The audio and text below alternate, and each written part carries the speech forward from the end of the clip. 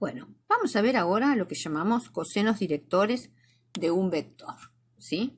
Nosotros acá tenemos este vector, nuestro vector B, ¿sí? Que ya veníamos dibujando de antes, y denominamos cosenos directores de un vector, ¿sí? Respecto de un sistema de coordenadas ortogonales a los cosenos de los ángulos que forma el vector, ¿sí? Con el sentido positivo de cada uno de los ejes coordenados. Es decir, ¿cuál sería el ángulo? El ángulo sería este ángulo, es decir, sería el coseno de este ángulo, que es el que forma con el sentido positivo del eje X, ¿sí? Podríamos llamar a este ángulo alfa. Y el otro coseno director va a ser el que forma con el eje Y. Podemos llamar a este ángulo beta, ¿sí? Entonces, los cosenos directores van a ser el coseno de alfa y el coseno de beta. Coseno de alfa y el coseno de beta. ¿Siempre van a ser estos dos solos? No, porque acá, ¿en qué estamos trabajando? Estamos trabajando en R2. Estamos trabajando un vector en R2. ¿Cómo me cambiaría esto si fuera en R3? Y acá yo voy a tener, ¿sí?, un eje, voy a tener el eje Z, y voy a tener un vector que va a estar, ¿sí?, acá, y que va a tener un ángulo con ese eje, ¿sí? No dije vector, está mal. Bueno, entonces, igual vamos a seguir ahora con el tema en el plano, ¿sí? Bueno, si miramos este triángulo que tenemos acá, es un triángulo rectángulo, ¿verdad? Este ángulo es recto, ¿no? Este es un horizontal, que es el eje X, esta es una vertical, que es paralela al eje Y, ¿sí? Y entonces este triángulo es rectángulo. Entonces, ¿cómo sería el coseno del ángulo alfa? ¿Cómo es el coseno de un ángulo? El coseno de un ángulo siempre, ¿no? De un ángulo cualquiera. ¿No es el cateto adyacente? Vamos a anotarlo.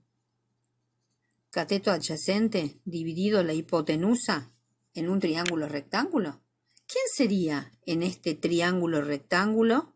¿Sí? Si tomamos, por ejemplo, ahora este ángulo, el alfa, el cateto adyacente. ¿Quién es el cateto adyacente al alfa? Alfa lo forman ¿quién? Este cateto, BX,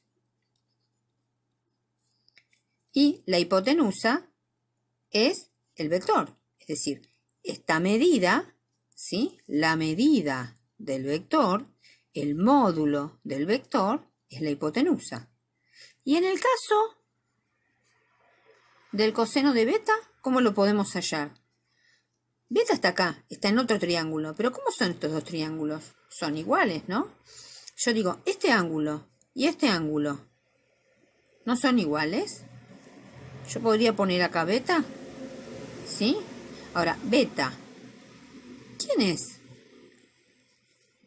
El coseno de beta, ¿no es también cateto adyacente sobre hipotenusa en este triángulo? ¿Quién es el cateto adyacente al ángulo beta? El adyacente es el que lo forma, ¿sí? ¿Quién es? Es esta medida, ¿no es igual a esta? ¿No es B sub I? ¿Y la hipotenusa no es la medida del vector?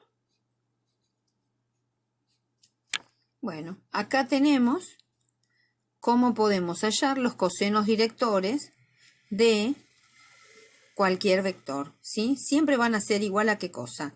A la componente sobre el eje que estamos hallando, el coseno de ese ángulo, dividido el módulo del vector.